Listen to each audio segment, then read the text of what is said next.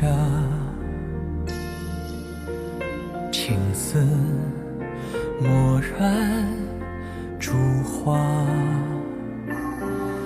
寥寥回忆经年长，却只能装聋作哑。勾勒你的脸颊，聚散如流沙，天命自洽，爱重建后崩塌。随云烟轻洒，用力驱赶你伪装的潇洒。微醺的梦啊，信念之人怎会不变真假？你若近在咫尺的天涯，我想握住，却只能装傻。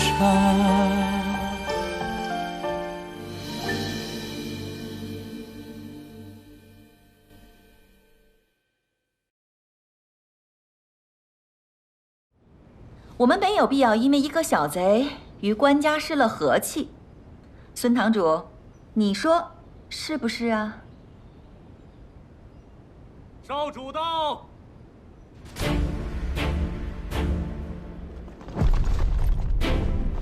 参见少主。这就是3年前血洗清水帮的银玉楼少主吗？从没露过面呢。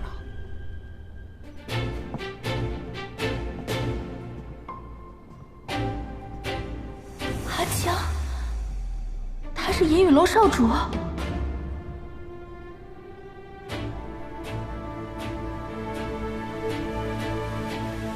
是你杀的杨采薇。是我。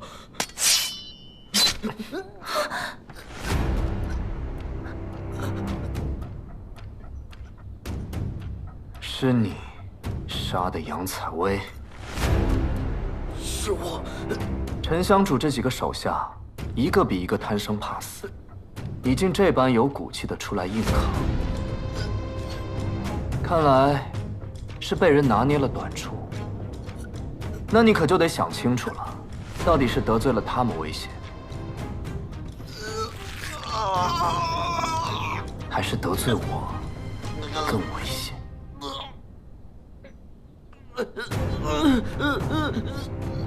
少主手下留情，听我解释。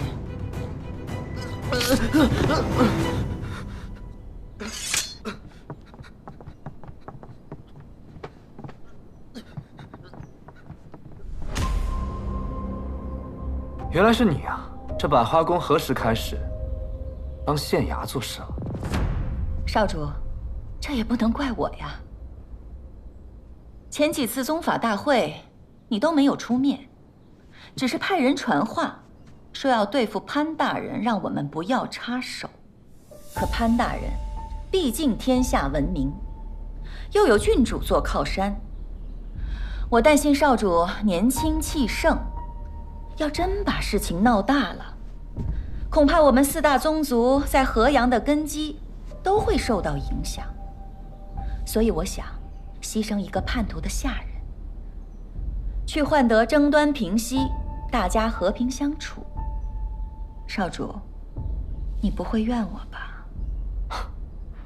没想到公主这般为我考虑，那我自然还是要谢谢您老人家了。少主客气。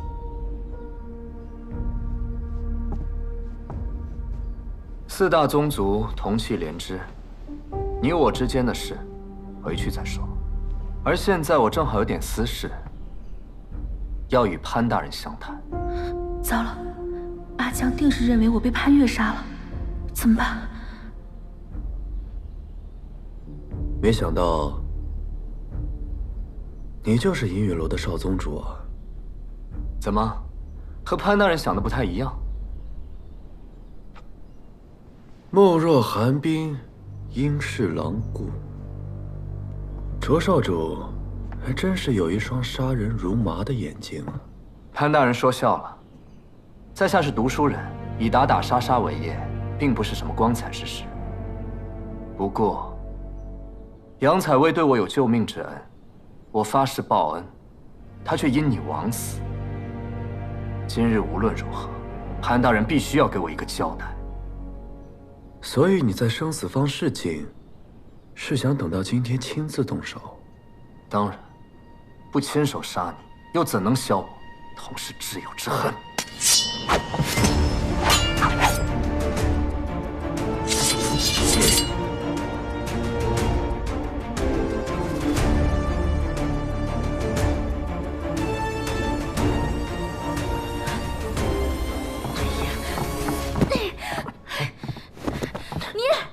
你这个有2两热血就上头的混混，你少在这撒泼！你别以为你什么都知道，我警告你啊！你要是敢冤枉好人，滥杀无辜，你那死去的朋友，他从地底下，他爬都会爬出来找你算账。上官芷，你先别说话。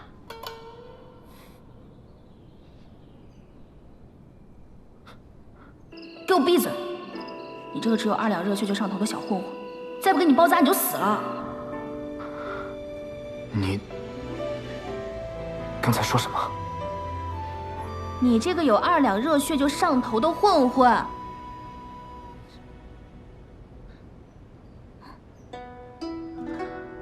我杨姐姐对我可好了，兰花节就是她找我打的，上官小姐来找我买首饰，一来二去就认识了呗。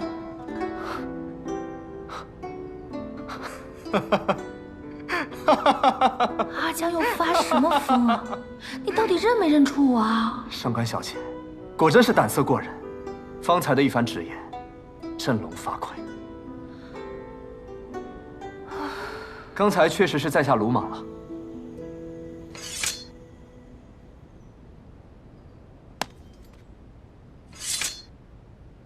不过，上官小姐，你说在下冤枉好人，难道是已经知道这幕后真凶是谁了吗？没错，那日去生死方，我跟潘大人就是去抓凶手的。秘而不宣，那是因为怕打草惊蛇。就算你不信潘大人，你也得信我吧。上官小姐的话，我自然是信的。少主，上官芷和潘越是一伙的，他的话不能信。我说了，我信他。既然凶手已死，我与潘大人的7日之约就算了了。不过大人可要记得，你还欠我一件。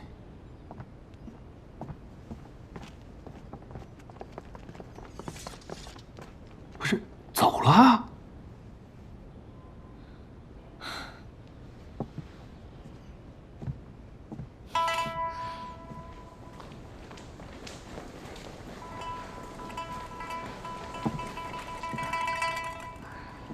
哎呀，搭这么大个台子，一点响都没有，没意思。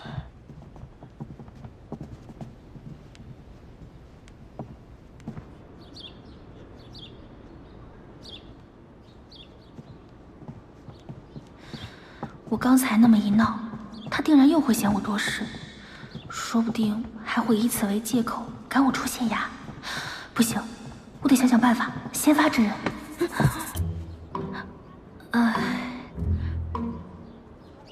上官芷，大人，我觉得我作为县衙的一员，自当挺身。大人你别客气。县衙有难，大人遭垢，我要是袖手旁观的话，那岂不是辜负了大人当初愿意让我进县衙的好意？刘捕快，你说是不是啊？是，上官小姐，您今天是虎胆雄威啊！为了咱们大人的颜面，也为了县衙上下的安危和尊严，我们必须得舍命一搏啊！上官小姐临危不惧，救县衙于水火呀，简直是一女当关，万夫莫开。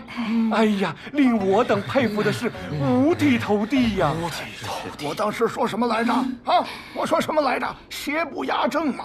你别看他银玉楼他狂还能狂得出咱们上官小姐和潘大人的手掌心吗？是，严重了，严重了，严重了。如此说来，我还应该谢谢你了，是吗？我是大人的属下，所以这是我分内的事情。你还清楚自己的身份啊？是谁让你当众在公堂之上说出凶手之事？又是谁让你当众与那卓兰江发生冲突的？想要留在县衙，就该弄清楚自己的身份。若你再这么自作主张、以身涉险，我马上让阿泽把你丢回上官府。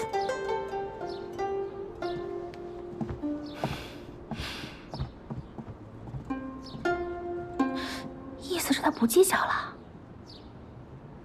多谢大人。派人盯着他。大人这是担心上官小姐的安危？公然顶撞银玉楼少主，他若出事，我如何与上官兰交代？哦。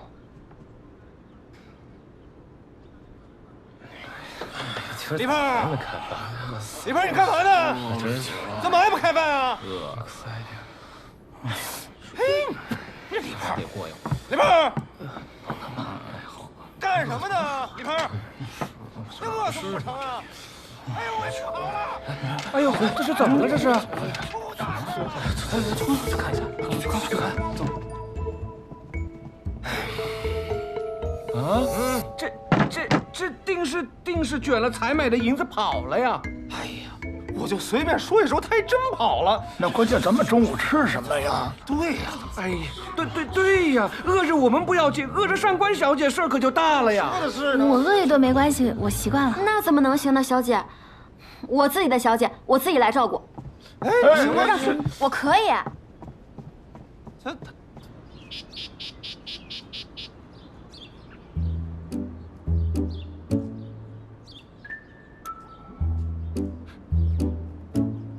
不是，陈三儿，看着比那李胖做的强多了。这看起来是不错，这不知道吃起来是什么感觉。哎，那你替大家尝尝。我来试试。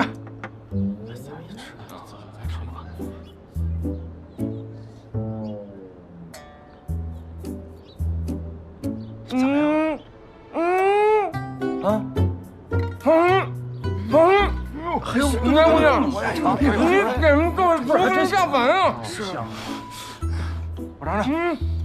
那个，你拿我的酒过来。小姐，好歹我们今天也扬眉吐气一回。以后啊，每年的今天，今天多少号来着？4月初六。对，以后每年的今天4月初6，我都得好好的喝一杯。没错，喝一杯。对呀，今日是初6，跟阿江约好每月1醉的日子。他既已经认出了我，会不会去酒馆等我？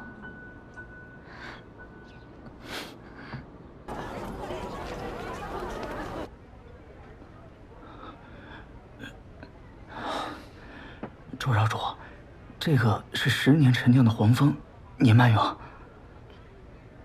不必了。少主，这是小店最好的酒了。我以前喝什么，现在还喝什么。还有，以后不要叫我少主，就当做不认识我。是。回来，酒拿走。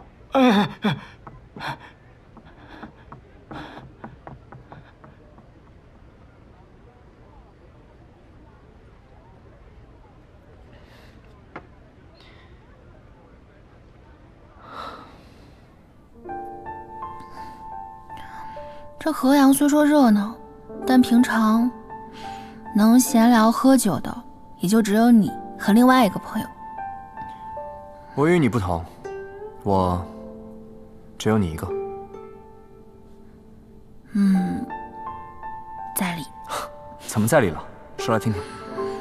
我分析给你听啊。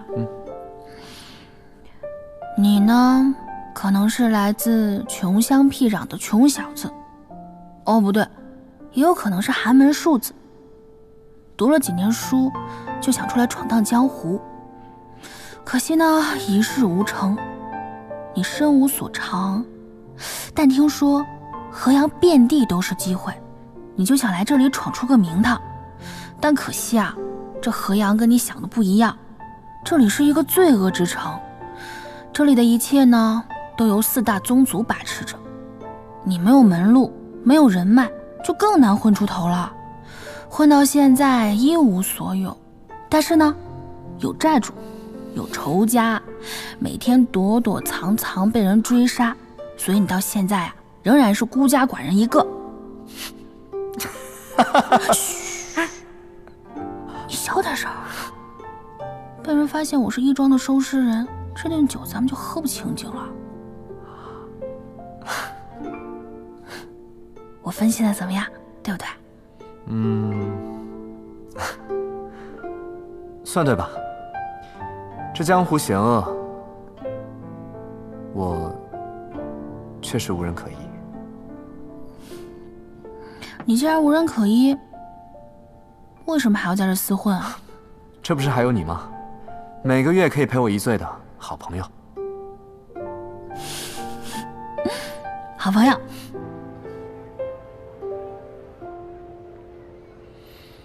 少主，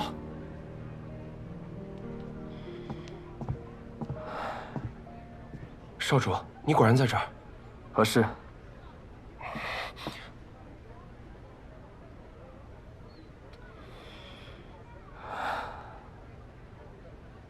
这帮老狐狸，今日这热闹没能如他们的愿，又要喋喋不休了。少主，行了，我又没说不去。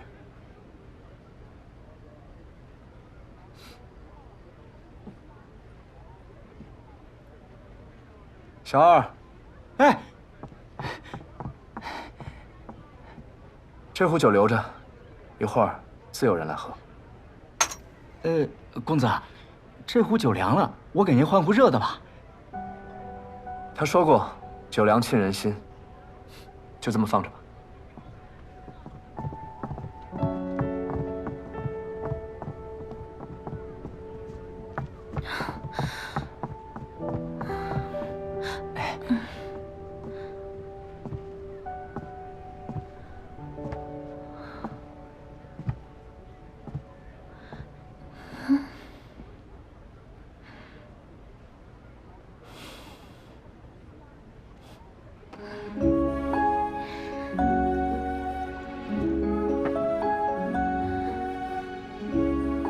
知我者，莫过阿江也。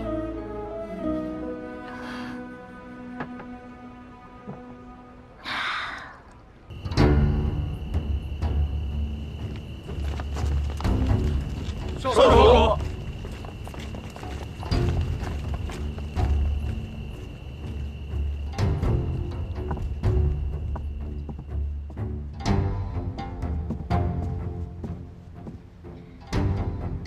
姐姐，卓少主人已经到了。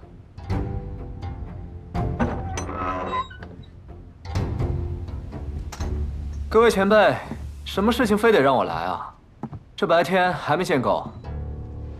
哎，你白天不是说了吗？自己家的事儿回头论。所以啊，我们想问问，你对潘越的指控也不了了之了，你这打的什么算盘呀？顾堂主，您这说的什么话？怎么能算是不了了之呢？今天案子不都说清楚了吗？不妨问问我们的蔡坊主，这前几日潘越大闹生死坊，竟能全身而退，你准备如何？哼，只要潘越不找我麻烦，我生死坊便不再与他为敌。去！那你生死坊不开生死赌局了？你传出去怎么好意思说四大宗族之一？我生死坊有我生死坊的规矩，赌客来我生死坊为他的人生翻盘，我生死坊就给他这个公平的机会。人家赢了，我们就认，这就是规矩。哼，你以为我们生死坊像你们积善堂吗？只要银子给够了，连自己的亲娘都可以杀。哎，咱先不内讧啊，互惠互利，对不对？我还跟你们说啊，要照潘越这么治理河阳，咱们都得完蛋，你们信不信？顾堂主，你别急，明日起我便去守着县衙。若是这潘越做出对我们四大宗族不利之事，我不会坐视不管的。你去守县衙去？今日在大堂上，我见少主与那位上官姑娘眉来眼去，恐怕卓少主是英雄难过美人关吧？正是。青帝，你与这潘越那么近，看来这难过美人关之人，非我一个。哟，那潘越虽然姿色诱人，我却不是吃里扒外之人。今日所做种种，都是为了咱们4家着想，误会一场，卓少主不要往心里去。你要这么说，我可就信了。不会是欺我年少，编话诓我吧？不敢。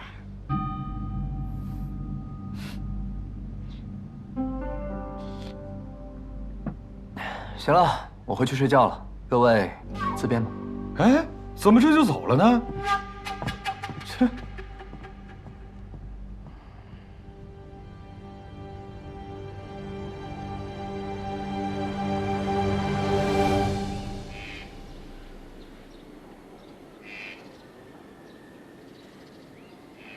杀手在临死前还要试探我究竟知道多少，应当是4大宗族其中一家的亲信无疑。公子，蔡生没有嫌疑吗？蔡生若是为了阻止我查案，根本没有必要闹出那么大的声势，更不会守约任务离开。看那杀手的反应，也应当不是阴雨楼，但尚不能完全排除。青帝亦敌亦友，动机叵测，只有接善堂没有打过交道了。阿泽，你派人去盯一下，看看接善堂最近有什么动静。是。等等，上官芷怎么样？他昨日一个人出去喝酒了，一路上都很安全，没什么异常。去吧。是。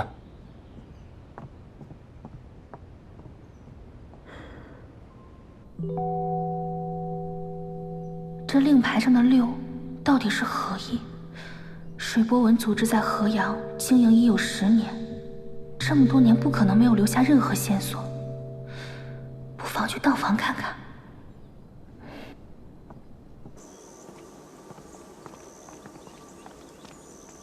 大人，你还真是执着。彼此彼此。大人，您先请。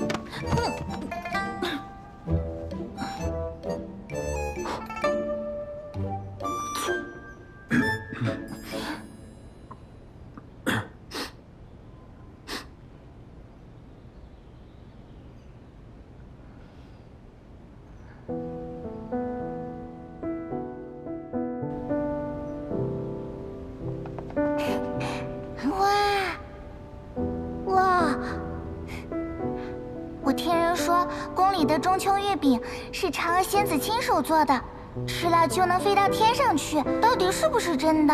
万一你飞走了，我怎么办？傻子，我肯定也会带着你一起呀。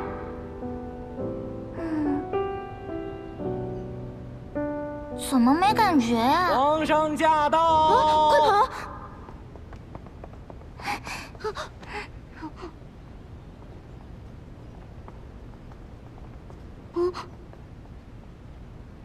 阿九，有刺客，保护皇上！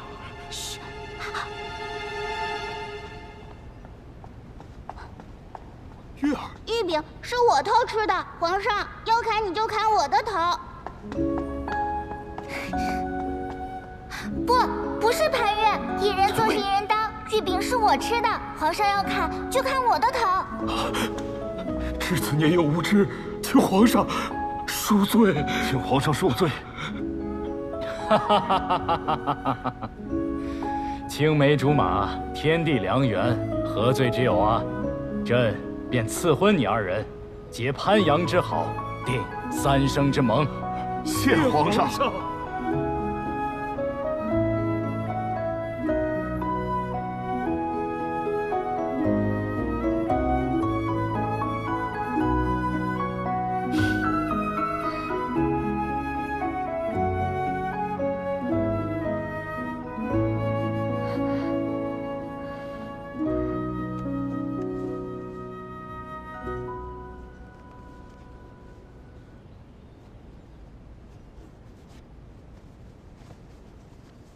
没想到，河阳积压了这么多悬案，这些卷宗的背后，不知有多少含冤受屈的百姓。正义不伸，公道难明，百姓如生在长夜，似釜底有余。待查清水波纹一事，待抓获幕后真凶，定要还好人一个公道，定要让坏人付出代价。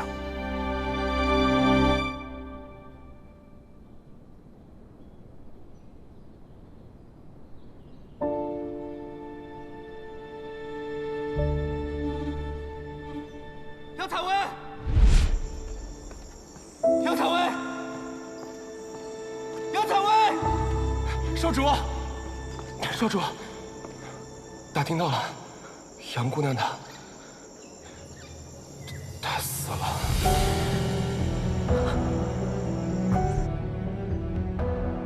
杨采薇为何会变成上官芷？我不在的这段时间里，你到底发生了什么？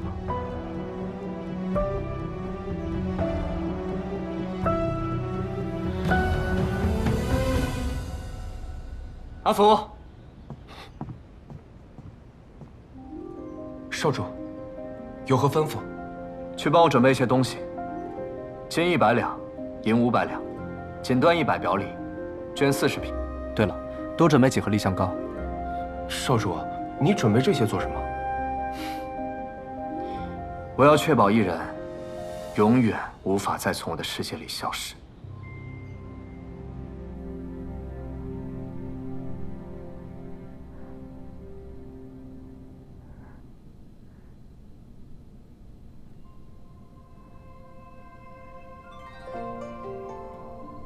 若是累了，不必勉强。谁累了？怎么会？我精神好着呢。大人若困了，可以先回去休息。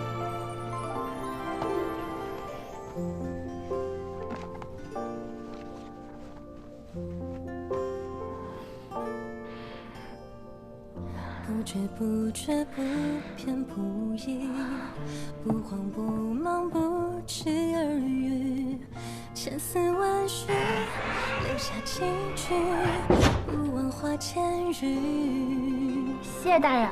不紧不慢，不悔不早些看完，早些休息。不疾不惧悲喜，一生一世，落下几笔，不负此心意。与我独眼不负晴空，与你姓名中谈话中，与我四季，与你今生，与流年去匆匆，与你花间尘封相拥，与我还原重复旧梦，与你暖意，与我浓浓，与深与共。你看这儿，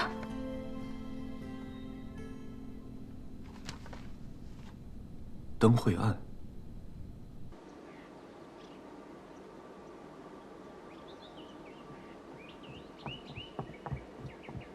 大人，问你一事，河阳有一至今未破的悬案——灯会杀人案，你可还记得？记得，当时此案闹得沸沸扬扬，正是属下经手调查。我看卷宗上记载，在凶案现场有发现一块令牌，那令牌如今何在？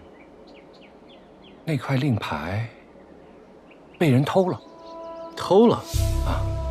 当时属下只是负责此案的小捕快，捕快头叫孙芳，因为看守政务不力被革职，所以我记得很清楚。孙芳，他如今何在？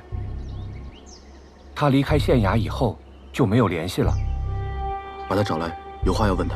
是。等等，此事低调，切莫声张。明白。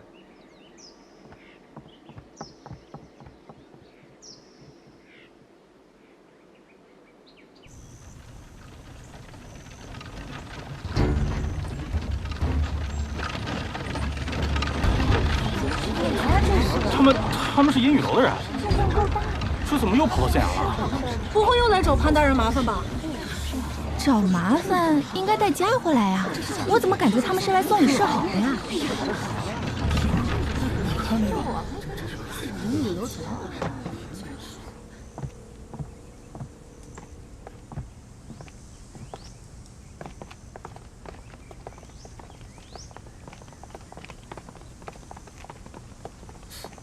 他又来这里做什么？不知道啊。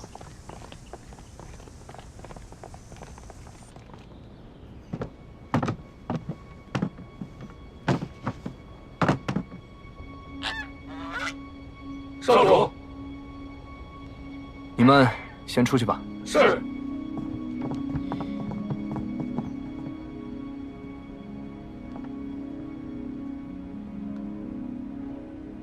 阿福，把桌子往外拖一下。是。就这样吧，阿福，你也先出去。好。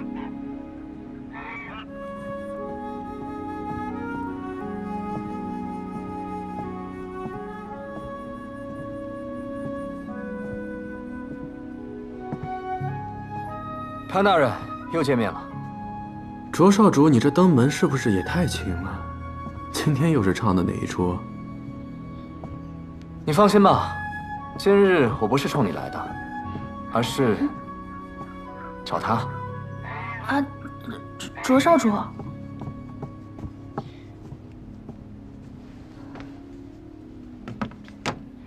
昨日上官小姐临危不惧的身姿，令我见之不忘，思之如狂。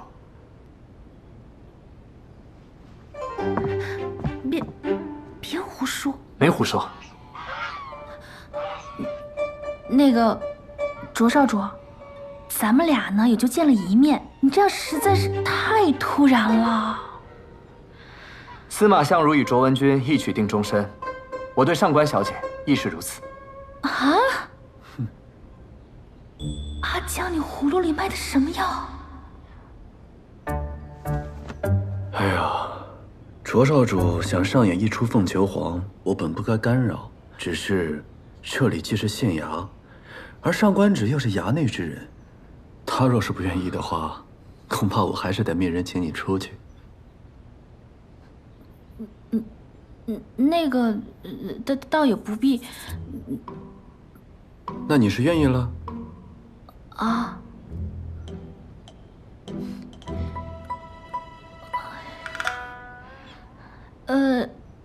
卓少主，我跟你呢虽然也是一见如故，但是我上官芷对感情比较喜欢那个，细水长流，咱们先做朋友，多了解了解，其他再说嘛。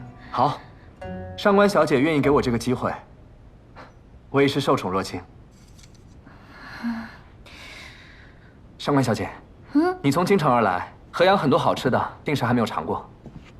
这是我们河阳有名的丽香糕，你不妨先尝尝。那真是太好了，看了一晚上卷宗还没吃早饭呢。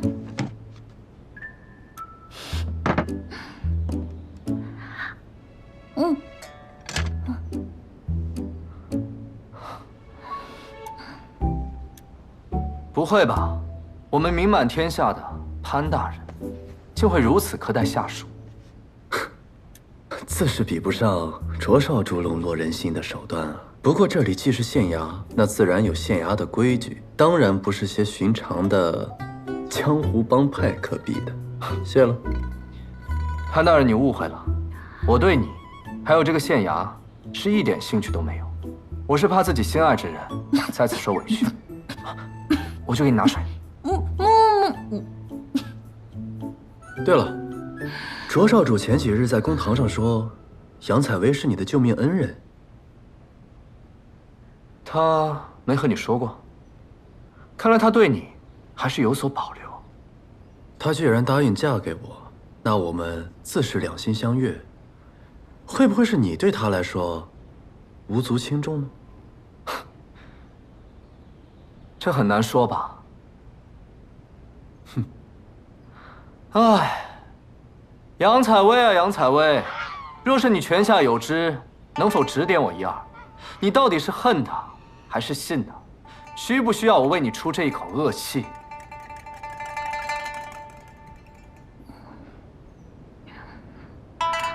那个，卓少主，我听说杨姑娘是一个追求真相的人，所以我相信她一定很想知道幕后真凶是谁。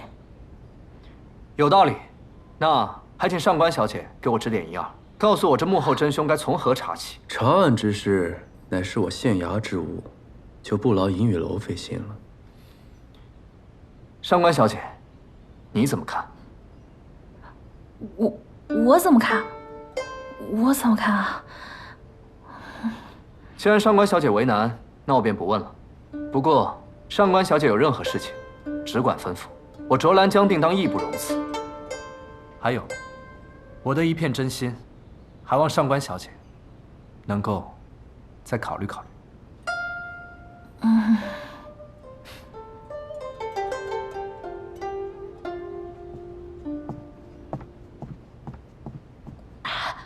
我真不知道他今天来。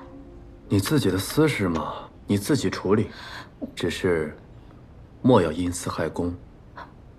还有，召集所有人，半个时辰之后在这里商议案情。啊！什么乱七八糟的，把它收了。啊，我收。还有半月，便是夏至。听说河阳以往都会在这一天举办灯会，万人空巷，蔚为壮观。不过，因为5年前的一桩悬案，这个灯会因此取消，殊为遗憾。今年是我来河阳的第1年，我打算彻查此案，给河阳的百姓一个交代。大人，前任县令对此案已有定论，乃是恶交杀人，这旧案再提，恐有不妥吧？哦，旧案不能重提，这是哪儿的规矩啊？这没有这个规矩，只是什么？刘捕快，你难道还想继续敷衍搪塞吗？哎呀，不敢！大人要查此案，小的一定肝脑涂地。上官芷，把卷宗记录跟大家详细的讲述一遍。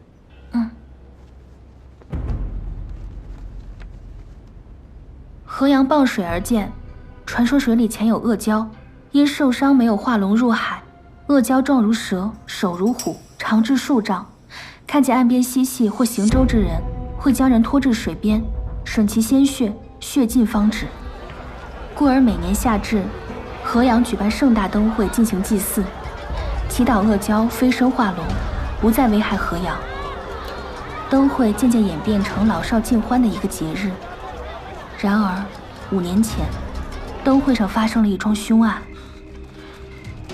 尸体于河边树林发现，经仵作验尸判断是枪血窒息而死，伤口在天突穴，深2至3寸，就像被野兽的利齿所伤。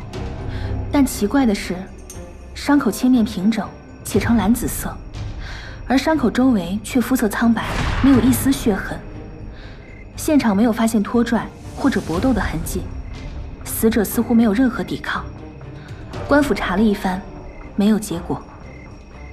孰料第2年灯会又死了一个人，死状与1年前的死者别无二致。此后流言四起，人们都说是阿胶所为，他勾魂吸魄，让看中的猎物自行来到偏僻处，然后噬人鲜血，致人死亡。此事影响越来越大。第3年灯会，县令派出大量人手潜伏人群，试图抓捕凶手。本以为万无一失，可是当天却接连死了3个人。发现尸体的地方虽然偏僻，但距离热闹处不足10丈。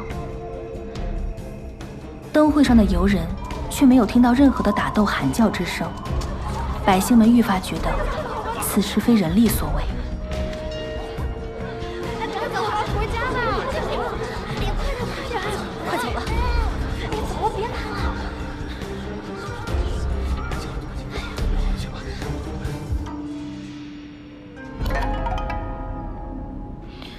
从那之后，阿胶失血的说法也就甚嚣尘上。去年开始灯会停办，案件的调查也不了了之。大人，这个事儿我能证明。当年在案发的时候，既没有明确的动机，也没有确凿的线索，整个案件特别诡异。这确实不像。行了，我不相信所谓阿胶杀人这种无稽之谈。如果有，那更好，扒了他的皮，做成灯会上最醒目的天灯。还愣着干什么？分头去查问死者的家人、证人，还有报关者，再查看卷宗有无遗漏的线索，然后回来汇报。是。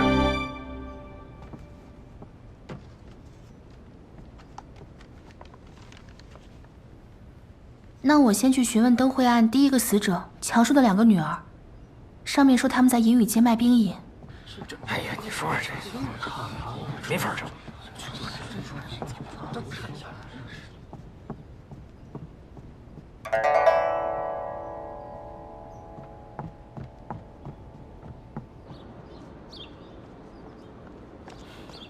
上官小姐，要去哪儿？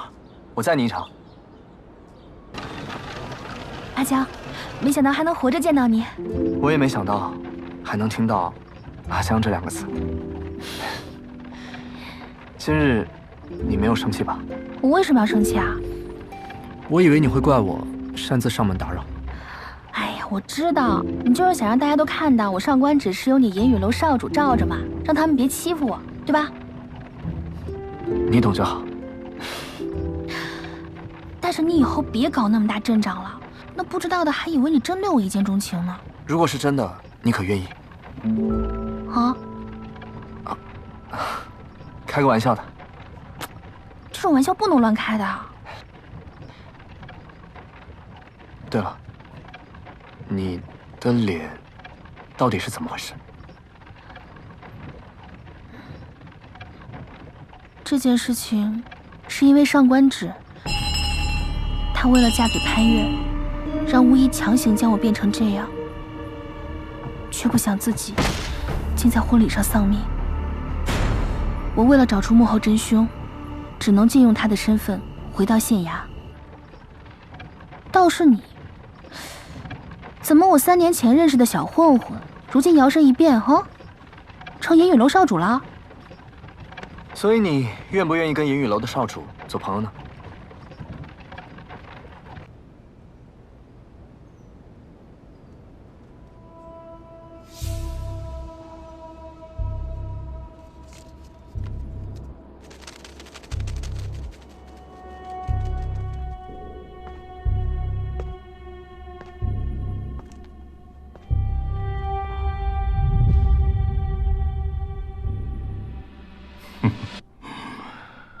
我们已经几年没见了，找我不是为了叙旧吧？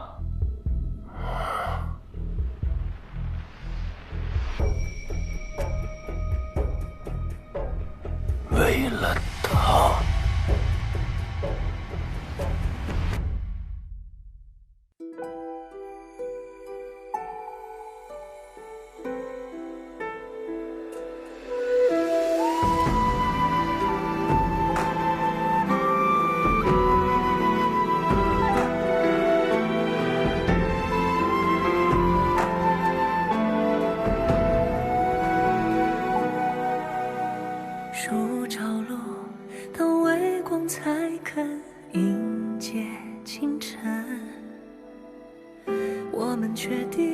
彼此要凭多少个眼神？骗过我的是诚恳，困住你的是认真。过往太重，难免会没入神。还要体会多少次坠落，才能对爱很从容不迫？谁都莫问放手那一刻是洒脱还是软弱。许是误入了心门，是仓皇的不忍，是不敢与你只做路人。挣扎几番轰烈，哪怕遇损，却不枉此生。若是草木皆离人，若山水皆空门，一朝梦也心深。只愿不负这相思浮沉，只愿亦不负这段绵绵情深。许是误入了心门，是仓皇的不忍，是不敢与你只做路人。挣扎几番轰烈，哪怕遇损，却不枉此生。若是草木皆离人，若山水皆空门，一朝梦也心深。只愿不负这相思浮沉，只愿亦不负这段